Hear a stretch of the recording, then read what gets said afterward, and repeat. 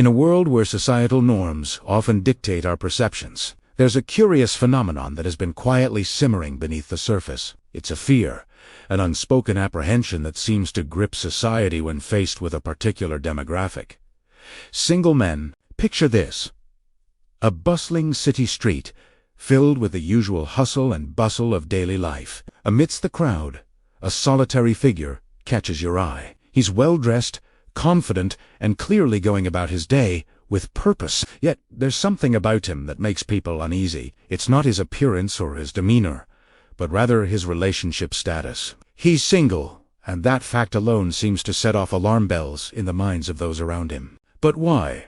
Why does the sight of an unattached man provoke such a visceral reaction in our society? It's a question that has puzzled sociologists, psychologists, and cultural commentators for years. The answer, as it turns out, is far more complex than you might imagine. Let's start by peeling back the layers of this societal fear. At its core, the apprehension towards single men stems from a deeply ingrained set of cultural expectations. We live in a world that places immense value on partnership and family units. From a young age, we're bombarded with messages about the importance of finding the one.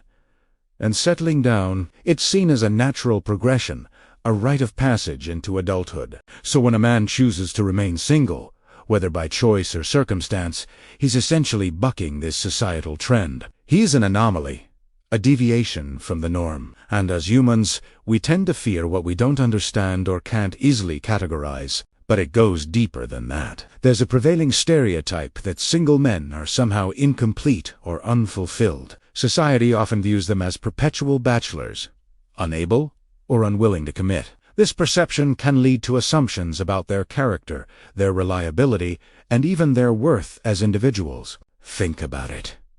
How often have you heard someone express concern about a single man in their 30s or 40s? There's often an underlying implication that something must be wrong with him. Maybe he's commitment phobic, or perhaps he's hiding some deep-seated flaw that makes him undesirable as a partner. These assumptions, while often unfounded, can have real-world consequences. Single men may find themselves passed over for promotions at work, viewed with suspicion by neighbors, or excluded from social circles dominated by couples and families. But here's the kicker. This fear of single men isn't just about the men themselves. It's also a reflection of our society's anxieties about changing gender roles and evolving definitions of masculinity. Traditionally, men have been expected to be providers and protectors. They were the breadwinners, the heads of households. But in today's world, with increasing gender equality and changing economic landscapes, these roles are no longer set in stone. Single men, especially those who are successful and independent, challenge these traditional notions of masculinity. They represent a new kind of man, one who doesn't need a partner to feel complete or to navigate the world. And for some, this independence can be threatening. It challenges the status quo and forces us to reconsider our preconceived notions about gender roles and relationships. Moreover, there's a darker side to this fear of single men. It's rooted in stereotypes and media portrayals that often depict unattached males as potential threats. Think about how often single men are portrayed as predators or criminals in movies and TV shows. This constant reinforcement of negative stereotypes can create a subconscious bias against single men in real life. But here's the truth.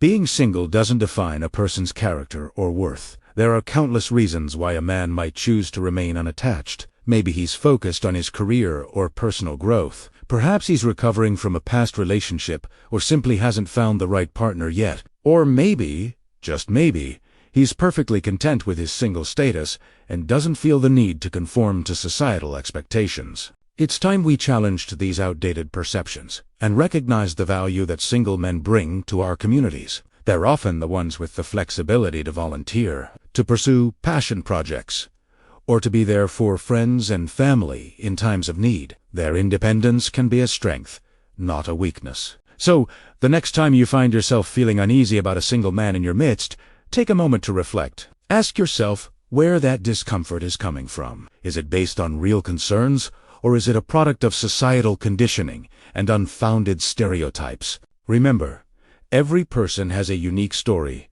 a reason for the path they've chosen in life. Single men are no exception. They are not a monolithic group to be feared or pitied, but individuals with their own dreams, aspirations, and values. As a society, we need to move beyond these outdated fears and embrace a more inclusive view of relationships and personal choices. We need to recognize that there's no one-size-fits-all approach to happiness or success. Some people find fulfillment in partnerships, while others thrive on independence. The fear of single men is, at its core, a fear of the unknown and a resistance to change. But as we continue to evolve as a society, it's crucial that we let go of these unfounded apprehensions. We must learn to see people for who they are, not for their relationship status. So the next time you encounter a single man, whether in your workplace, your neighborhood, or your social circle, challenge yourself to look beyond the stereotypes. Engage with him as an individual, learn his story, and you might just find that there's nothing to fear at all.